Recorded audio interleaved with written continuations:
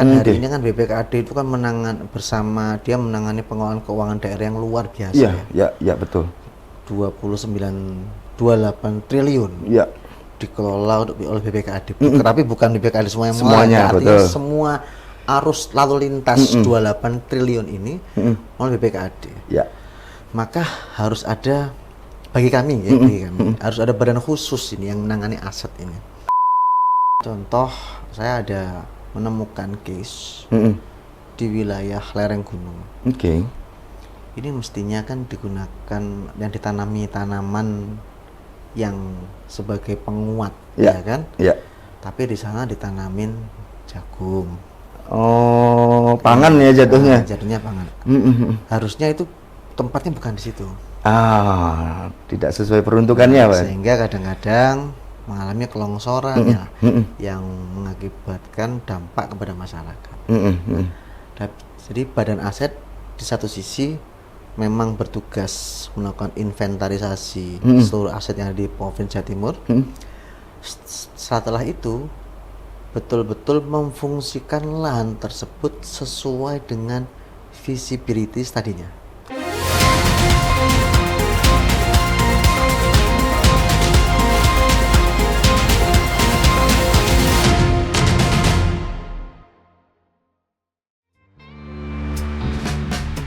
Adam Rushdie, lahir di Surabaya, 27 November 1984. Mengawali pendidikannya di SMP Negeri 2 Waru Sidoarjo, melanjutkan ke SMA Negeri 1 Gresik, dan menempuh pendidikan pascasarjana di bidang pendidikan di Universitas Negeri Surabaya. Kiprah organisasinya dimulai sejak mahasiswa. Ia pernah menjabat sebagai Sekretaris Jenderal BEM Fakultas Ekonomi, kemudian dipercaya sebagai Menteri Pendidikan BEM Universitas Negeri Surabaya. Semangat kepemimpinannya terus berlanjut di luar kampus, menjadi Ketua Umum Komisariat HMI, Ketua Masika ICMI Jawa Timur, hingga menjabat sebagai Sekretaris Jenderal Pengurus Nasional Masika ICMI. Saat ini, ia juga aktif sebagai Wakil Sekretaris Jenderal DPP Ormas MKGR. Dalam karir profesionalnya, Adam Rushdie pernah menjadi tenaga ahli anggota DPR RI sebelum akhirnya terjun langsung ke dunia legislatif. Pada periode 2019 hingga 2024, ia menjabat sebagai anggota DPRD Provinsi Jawa Timur. Dedikasi dan integritasnya membawanya menduduki dua posisi strategis sekaligus, Ketua Komisi A dan Ketua Komisi C DPRD Provinsi Jawa Timur. Dengan pengalaman panjang dalam organisasi, pendidikan, dan politik, Adam Rushdie terus berkomitmen memperjuangkan aspirasi rakyat dan membangun Jawa Timur yang lebih maju.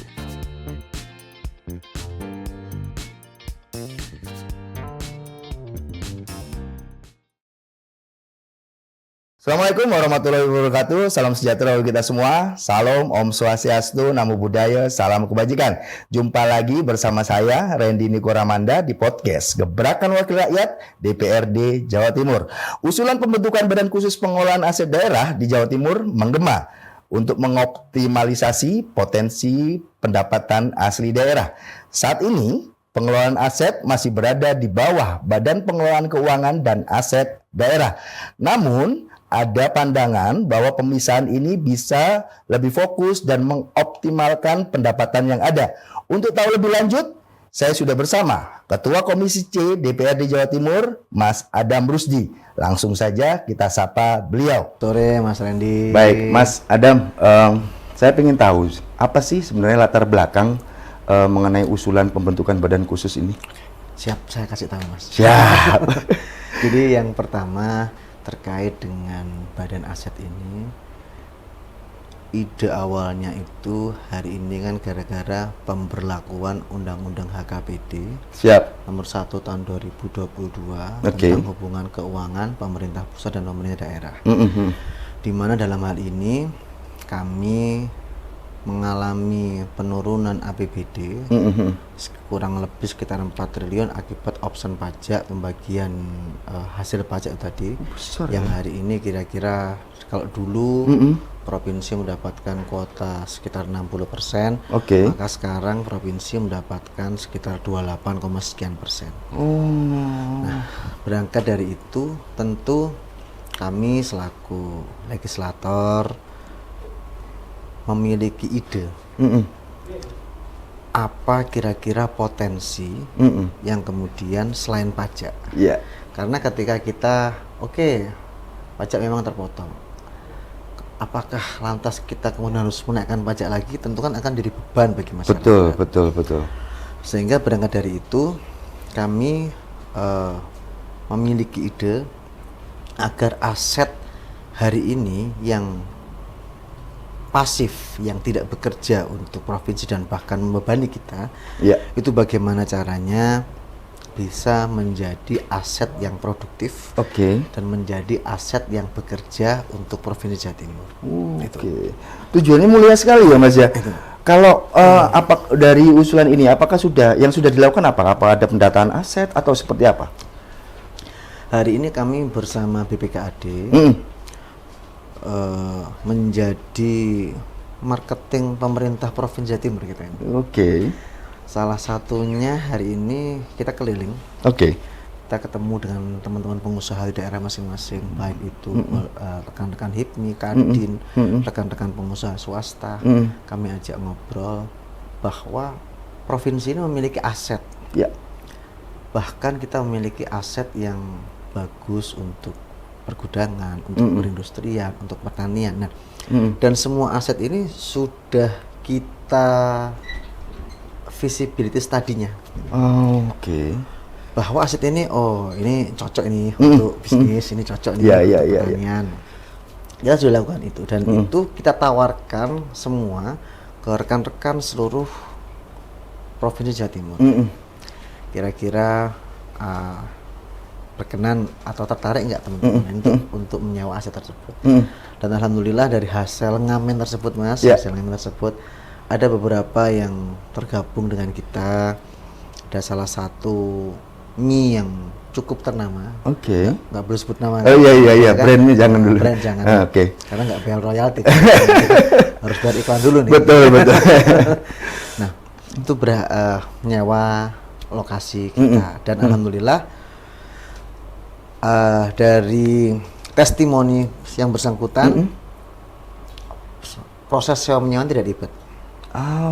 Proses sewa penyewaan tidak ribet, dan kita pun juga memiliki website, di mana website itu yang isinya tentang seluruh aset yang di bawah naungan BPKAD yang hari ini, yang menjadi potensial yang mana itu yang kemudian hari ini coba kita tawarkan.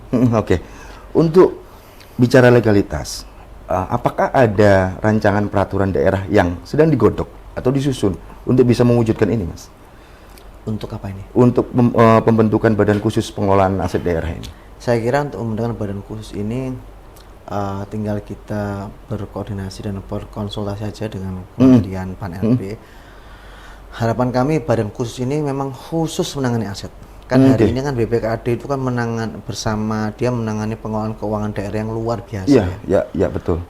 28 triliun dikelola oleh BPKAD. Tapi bukan BPKAD semuanya, artinya betul. Semua arus lalu lintas 28 triliun ini oleh BPKAD. Maka harus ada bagi kami harus ada badan khusus ini yang menangani aset ini. Karena hari ini aset itu yang dikoordinir BPKAD hanya BPKAD saja. Sedangkan milik OPD yang lainnya itu dia dikoordinasi oleh OPD masing-masing. Nah, contoh OPDA memiliki aset, dia hanya menyampaikan asetnya dia. Nah, maksud kami dengan pembentukan badan aset ini, seluruh aset, all aset yang ada di Provinsi Jawa Timur, baik itu di bawah naungan OPD, di bawah naungan UPT, kita lakukan database semua. Kita lakukan database, kemudian kita visibility study masing-masingnya, bagaimana potensinya, itu kemudian kita tawarkan menjadi potensi bagi PAD bagi Pemprov Jawa Timur.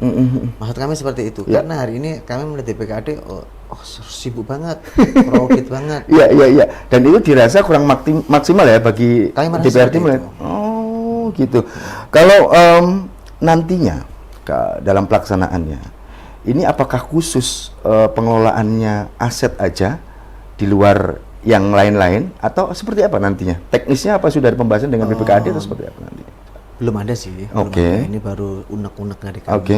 Karena lagi-lagi berangkat dari keresahan berkaitan dengan urusan aset itu, dan yang kedua terkait dengan turunnya PAD. Sehingga kami mengusulkan hal tersebut, Mas. Oke. Kalau berbicara sampai dengan teknis memang masih belum ada Belum sampai ya? hari ini. Tapi kami sudah memiliki gambaran Ya. di mana badan aset tersebut tentu ya setara dengan kepala dinas juga, Oke. agar bisa bekerja dengan baik, Oke. karena fungsi pejabat eselon yang memiliki pangkat ini kan pasti akan berpengaruh terhadap kinerja juga, Betul. khususnya terhadap para pegawai yang eselon-eselon di bawahnya. Gitu.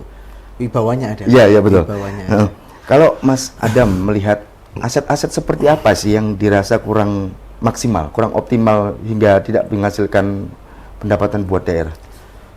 Semisal contoh, pernah lihat nggak ada lapangan tenis nganggur?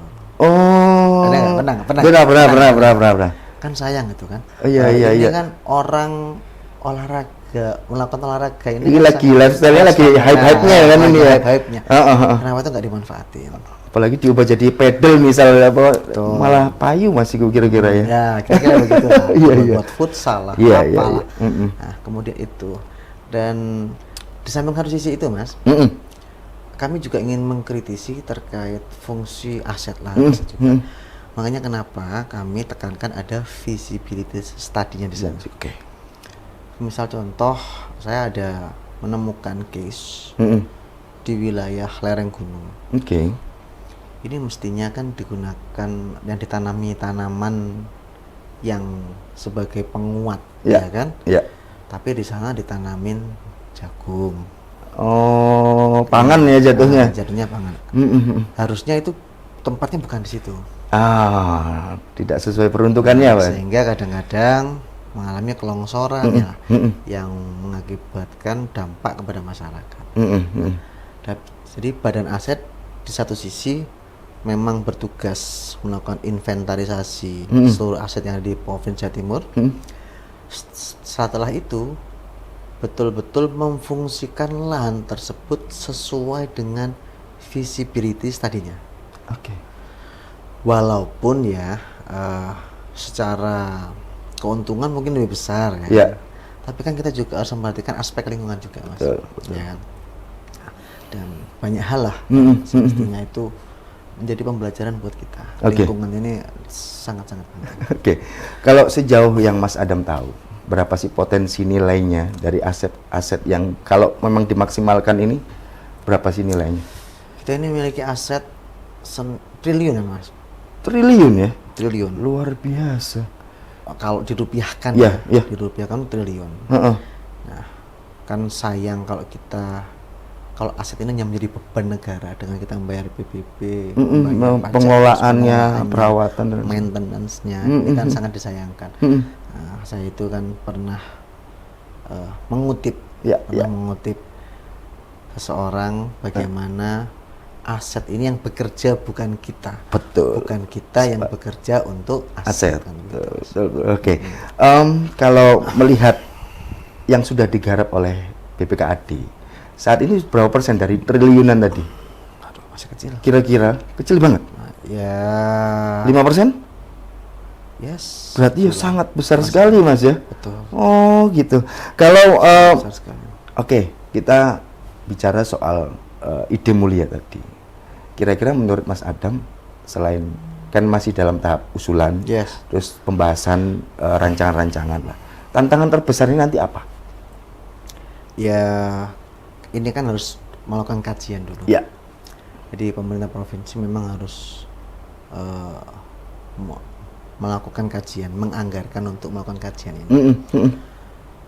Kira-kira badan aset ini diperlukan nggak bagi Provinsi Jawa Timur? Berdasarkan kajian tersebut, itu kemudian baru dibahas dengan Kementerian PAN-RB untuk menemukan atau untuk menentukan nomenklatur dari badan aset tersebut. Ya memang prosesnya masih agak panjang, tapi ini kan sebuah ikhtiar kami agar ini bisa digarap secara serius. Tapi sebelum kita berjalan ke sana, Hari ini BPKAD betul-betul kita pantau Ya. untuk kita mengetahui Hmm. aset-aset yang benar-benar sudah dimaksimalkan ini bagaimana. Mm-mm. Dan kami juga mengharapkan, karena kami ini kan juga bermitra dengan OPD penghasil juga. Ya. OPD yang berpotensi menghasilkan PAD bagi Provinsi Jawa Timur. Hmm. Nah, itu bagi kami semestinya ya, aset itu harus terintegrasi dengan DPKAD juga. Agar DPKAD ini tahu. Ya. Jadi retribusi di masing-masing OPD itu kan harus jelas. Ya. Era zaman now, dan zaman now gitu. Zaman now. Kan, itu kan harus semuanya serba digitalisasi. Betul. Hari ini kami banyak menemukan pengelolaan aset ini masih melakukan hal yang manual, bukan dengan digitalisasi. Oh, itu ya. Jadi diharapkan dengan digitalisasi itu bisa Ya, optimal nantinya. minimal potensi kebocorannya itu bisa kita minimalisir dengan baik. Berarti yang saat ini terjadi nun sewu bocor, Mas. Bagi saya iya. Oh, luar biasa. Bagi saya iya. Lah, kalau jenengan kan komisinya bersinggungan langsung dengan BPKAD.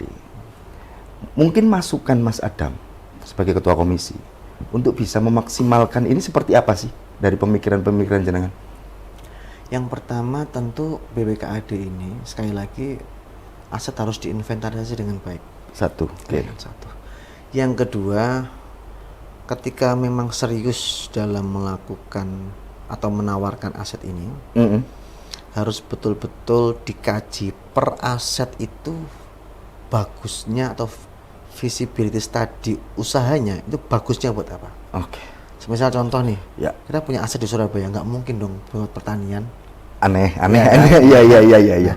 Itu harus jelas juga, dan termasuk kisaran nilai investasinya Ya. dan kisaran keuntungannya, Oke. termasuk nanti studi untuk BEP usahanya. Ya. Ketika pengusaha ya, ini Mas Randy ini punya duit nih, saya tawarin, Mas Randy saya punya aset nih, Ya. ini aset saya ini bagus banget buat pertanian ini. Iya. Nah, Mas Randy cukup modal sekian, nanti balik modalnya cukup 6 bulan ini Mas Randy. BIP-nya Masa nih. panen. Oke. Dan Mas Randy sudah dapat keuntungan di situ. Kemudian di tanah itu keuntungannya begini. Iya. Kita jelaskan. Iya. Keuntungan A, keuntungan. Mas Randy pasti tertarik dong. Pasti dong. Oke juga ini ya. Iya. Kira-kira begitu. Boleh. Harapan kami BPKAD bisa melakukan itu. Itu memang tidak mudah. Iya, Memang tidak iya, mudah. iya, Nah, iya. sekali lagi butuh keseriusan dan butuh konsentrasi yang tinggi terhadap itu. Sehingga kami mengusulkan ada yang namanya badan aset tadi itu, Mas. Gitu.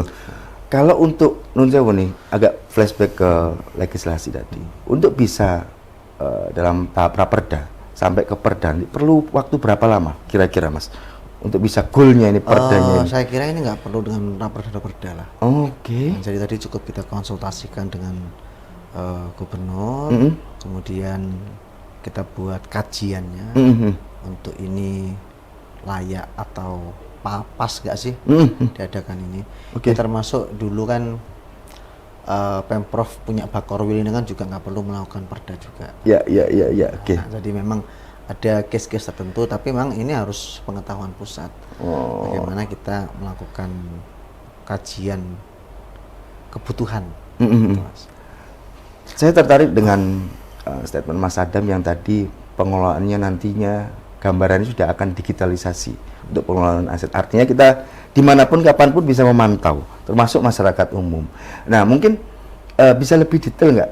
Teknisnya nanti seperti apa, Mas Adam? Semisal contoh gini aja, Mas. Mungkin Masnya pernah mana ya asetnya Pemprov ya, yang kira-kira bisa kita maksimalkan. Lapangan mana ini? Deketnya Mustopo itu loh.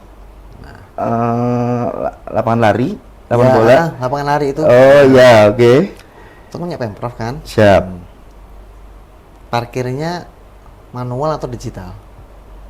Manual masih, Manual. manual banget itu. Potensi manual dengan digital, kira-kira Masnya gimana? Kalau saya pribadi, Ya. seneng nerima kartunya daripada karcisnya, karena potensi kebocorannya. Ya. Nah, dari situ itu hal yang paling kecil. Belum lagi nanti kita berbicara loketnya yang selanjutnya. Kalau kita masih menggunakan pola yang manual, kalau kita menghitung ini kan agak susah, Mas. Sekarang semua serba era modern, Mas, ya. Iya, Sehingga iya. semuanya tentu harus tercatat dengan baik, apalagi ini negara, Iya. pemanfaatan untuk rakyat juga. Betul. Sehingga semua harus tercatat secara transparan dan akuntabel. Bagi kami memang digitalisasi tidak menjamin 100% akuntabel, tetapi minimal mendekati akuntabel daripada yang manual. Oke. Ya kan? Oke. Namanya sistem manusia, Mas, nggak ada buatan manusia yang sempurna. Iya, ya betul. kan?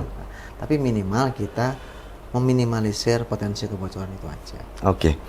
Kalau kita ngomong pembentukan badan dalam tiap daerah, skeptisnya biasanya kalau dalam dunia jurnalis kayak saya ini kan pasti ada kepentingan atau ada sesuatu di belakangnya.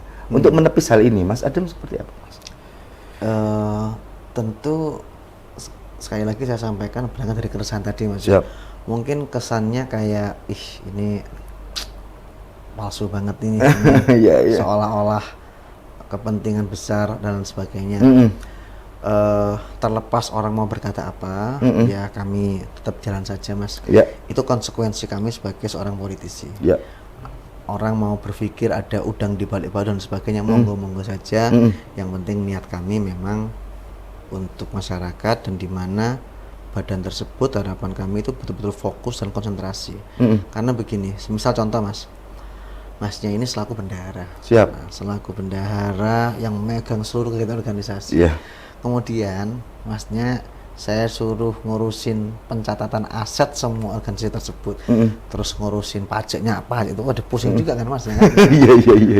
Pasti Masnya akan lebih mengutamakan keuangan organisasi daripada asetnya, ya kan? Iya, iya, Karena iya. ini kan keuangan organisasi yang global, Iya, iya, yang iya. gede banget yang di sini, Iya. ya kan? Nah, sehingga yang di sini ini hanya dibuat sampingan saja, betul, Mas? Iya, Kira-kira iya, begitu. iya, iya, Kalau iya, kita iya. menganalogikan seperti itu. Nah, sehingga bagi kami badan aset ini sangat penting dan semoga bisa direspon dengan baik oleh Ibu Gubernur. Kalau nantinya saya tadi sedikit mengutip Mas Adam tadi bahwa nantinya ada orang setara kepala dinas yang akan ditempatkan. Pengennya Mas Adam nanti untuk apakah ini untuk supaya lebih profesional, supaya tidak ada tarikan kepentingan untuk penyalahgunaan atau seperti apa, Mas? Iya. Ya tentunya yang bisa masuk di badan aset itu kan kalau di bawah naungan Pemprov harus PNS kan, Mas. Ya, ya, ya. Kayak saya kan nggak bisa kan, ya kan. Kalau saya ini kan outsourcingan 5 tahun sekali. Iya, iya, iya. Nah, kalau PNS ini kan jelas step by stepnya dan juga tidak menjadi beban negara yang baru. Jadi penggajiannya juga sama dan lain sebagainya. Tinggal dipindah saja, tapi memang khusus dalam menangani badan aset ini. Kalau DPRD Jatim kan ada tugas pengawasan juga ya, Mas. Betul.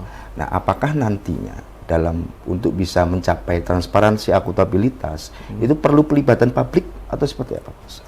Pelibatan publik bagi kami sangat perlu ya, karena semua hal mulai dari kami melakukan reses, kami kemudian serap aspirasi, kami turun langsung ke masyarakat, itu kan juga termasuk pelibatan publik juga. Tapi dalam konteks ini, itu kan konteksnya berbeda, Mas. Ya. Tentu publik cukup tahu bahwa pemerintah provinsi memiliki aset yang potensial. Karena bagi publik tidak, saya meyakini publik tidak akan melihat proses bagaimana membentukkan badan aset ini, tapi publik lebih akan menilai kira-kira aset ini potensial bagi kami untuk apa. Nah, sehingga pelibatan publik, dan ketika kami kemarin turun langsung ke masyarakat bersama BPKAD, banyak yang antusias juga, baik itu di wilayah Bakorwil Bojonegoro, Bakauheni Malang. Oh, sudah sampai ke Banyak, daerah-daerah ya berarti ya? Sudah. Kami mulai, tapi turunnya memang masih belum maksimal, tapi hanya tiap Bakauheni saja. Selama ini kan Komisi C hanya melibatkan BPKAD sebagai untuk inventarisasi tadi. Ketika nantinya sudah mengetahui, apakah perlu melibatkan OPD lain, misal dalam tanda kutip Satpol PP untuk di bawah pemerintahan untuk penertibannya? Oh iya. Seperti apa, Mas? Ya tentu Satpol PP itu kan pelaksana perda ya, pelaksana perda. Jika memang ada aset ya itu juga termasuk juga Mas, termasuk juga di situ. Jadi badan aset ini juga mengurusi legalitas dan sertifikasi aset kita. Jangan sampai aset Pemprov ini kemudian digunakan oleh orang-orang yang tanda kutip bukan menggunakan haknya. Jadi Iya, benar. tiba-tiba mengisi dianggap itu sebagai tanah dan sebagainya. Badan asetnya juga fokus dalam hal itu juga agar secara legalitas, secara fungsi itu semuanya terrecord dengan jelas. Sejauh yang Mas Adam tahu, jadi ada pihak-pihak yang, adakah case-case yang aset-aset ilegal kemudian dikuasai oleh orang-orang yang bukan ada bukan aset ilegal, aset Pemprov. Aset Pemprov yang dikuasai oleh oknum-oknum ilegal. Mungkin mungkin begitu ya. Ada Mas, case-case? Ada.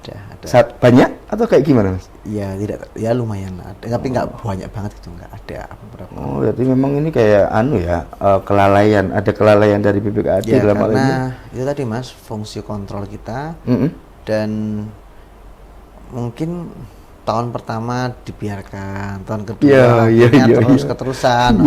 Akhirnya ini menjadi tanahnya yang bersangkutan, padahal tahu ini bukan tanahnya.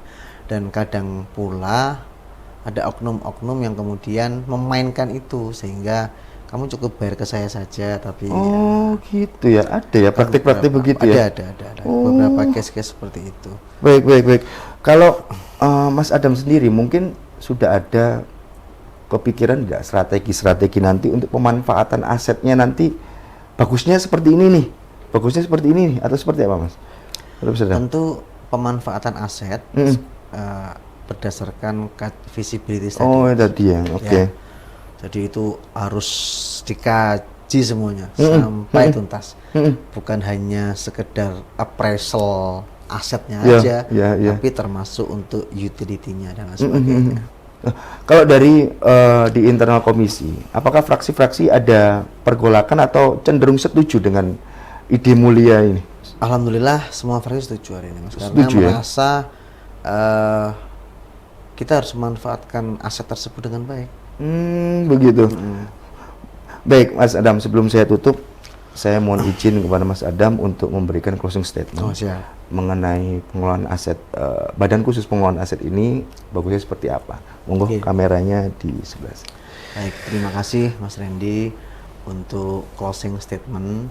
Tentu kami berharap agar badan yang mengelola khusus untuk aset Pemprov Jatim ini segera bisa kita wujudkan, karena ini demi kepentingan masyarakat Jawa Timur dan demi kepentingan pemerintah Provinsi Jawa Timur, di mana ketika kita betul-betul bisa memaksimalkan badan aset ini dengan baik, mulai dari aspek legalitasnya sampai kemudian aspek penggunaannya dan kemudian sampai dengan aspek bisnisnya. Saya meyakini ini akan menjadi potensi pendapatan yang luar biasa bagi Pemprov Jawa Timur, dan insya Allah dengan semakin meningkatnya PAD Pemprov Jawa Timur, ini juga akan memberikan kemanfaatan untuk masyarakat Jawa Timur. Mungkin itu Mas Randy. Baik, terima kasih Mas Adam. Baik Tribuners, itu tadi bincang santai saya bersama Ketua Komisi C DPRD Jawa Timur, Mas Adam Rusdi. Semoga bisa diambil hikmah dan manfaatnya. Sebelum saya tutup, jangan lupa untuk terus menonton podcast Gebrakan Wakil Rakyat DPRD Jawa Timur di channel YouTube Harian Surya dan Tribun Jatim Network. Saya Rendy Koramanda, pamit. Assalamualaikum warahmatullahi wabarakatuh.